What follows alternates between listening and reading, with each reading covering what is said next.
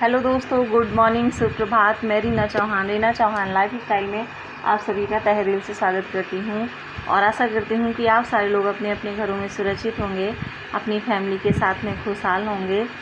तो आज मैं आप लोगों के साथ में अपनी लाइफ जर्नी का सेकंड पार्ट लेकर के आई हूँ और मैं इसको बिल्कुल ऐसे नहीं दिखा रही हूँ। मैं आप लोगों को अपना मेन पार्ट बताना चाह रही हूँ और अभी तो थोड़ा सा स्टार्टिंग है, तो हो सकता है कम इंटरेस्टेड हो, बट जैसे जैसे ये सीढ़ी हाईएस्ट होगी, ऊपर की तरफ जाएगी, तो आशा करती हूँ आप सारे लोगों को उतना ही ज़्यादा इंटरेस्ट आने वाला है, उतना ही ज़्यादा आप लोगों को अच्छा लगने वाला है। तो चलिए स्टार्ट करते हैं कि आगे क्या हुआ। स्टार्टिंग में मैंने आपको थोड़ी सी जानकारी दी थी, तो उसी के आगे की आज बात करेंगे। हर किसी के जीवन की कहानी पर सैकड़ों बुक्स लिखी जा सकती हैं, सैकड़ों स्टोरी बनाई जा सकती हैं। हर किसी की अपनी अपनी कहानी होती है। वैसे ही मेरी भी कुछ कहानियाँ हैं जो बहुत सारी इंटरेस्टेड हैं, तो आज आप लोगों के साथ में, मतलब आज तो पूरी नहीं शेयर कर पाऊँगी, मतलब थोड़ा थोड़ा करके, ताकि आप लोग भी उसको एंजॉय करते चलें। तो ये सीढ़ी जैसे जैसे आगे बढ़ेगी वैसे वैसे ही मैं आशा करती हूँ कि आप सारे लोगों को पसंद आएगा। तो अगर अब तक आप लोगों ने मेरे चैनल को सब्सक्राइब नहीं किया है तो प्लीज़ चैनल को सब्सक्राइब कर लीजिए और एक प्यारा सा लाइक दे दीजिए और प्यारा सा कमेंट करिएगा, मगर वीडियो पूरा देखने के बाद में, ताकि प्यारा सा कमेंट मुझे आप लोगों का मिल सके।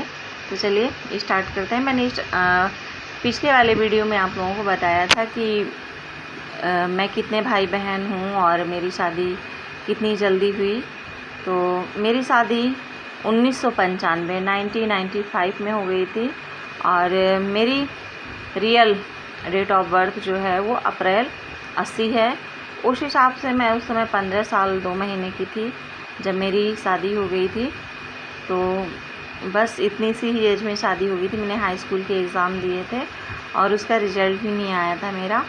तो आज मैं शादी की कुछ बातें आप लोगों के साथ में शेयर करने वाली हूँ कि एक लोग उस समय नया नया वहाँ पे थाना बना था और ये डिस्ट्रिक्ट में जहाँ मेरे पापा की पोस्टिंग हुई थी, तो उस जगह पर क्वार्टर नहीं बने थे, केवल बैरिक बने हुए थे। पुलिस वालों के रहने के लिए बैरिक बने हुए थे, ऑफिसेस वगैरह थी, गाड़ियाँ खड़ी करने के लिए गैराज वगैरह बनी हुई थी।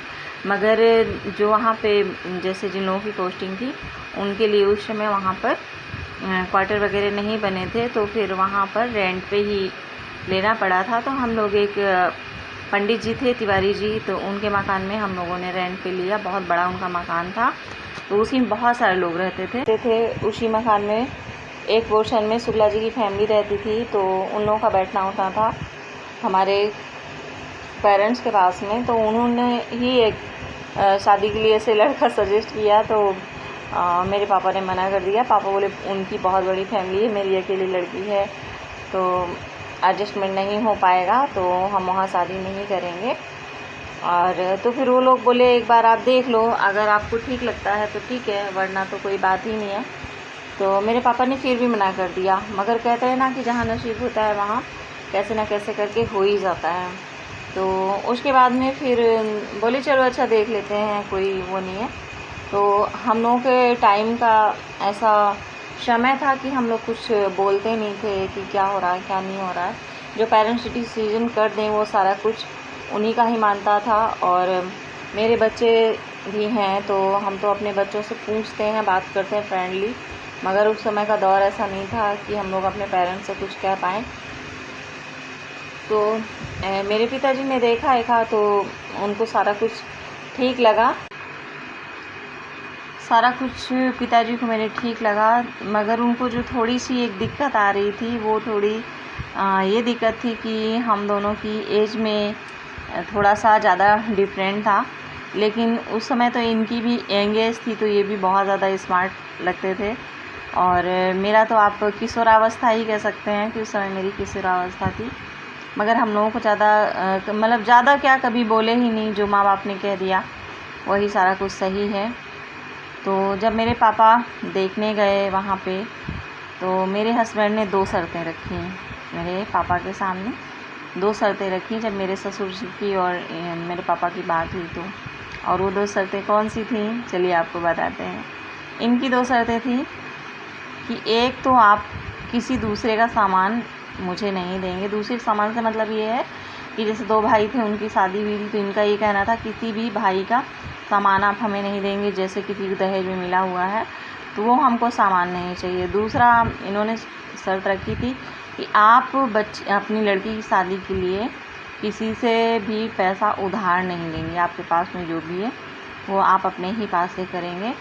तो इस तरीके से बात फाइनल हो गई थी, क्योंकि ये खुद ही मालिक थे जो है, तो इन्होंने ही सारी बात इस तरीके से फाइनल की। तो ये मतलब पहला पड़ाव था जब ये सारी बात हुई, तो सारे लोगों को बहुत अच्छा लगा कि मतलब लड़का बहुत समझदार है भाई। और ऐसी बात है तो समझदार तो वास्तव में है ही, ऐसी कोई बात नहीं है। तो इस तरीके से फिर सारा कुछ डन हो गया।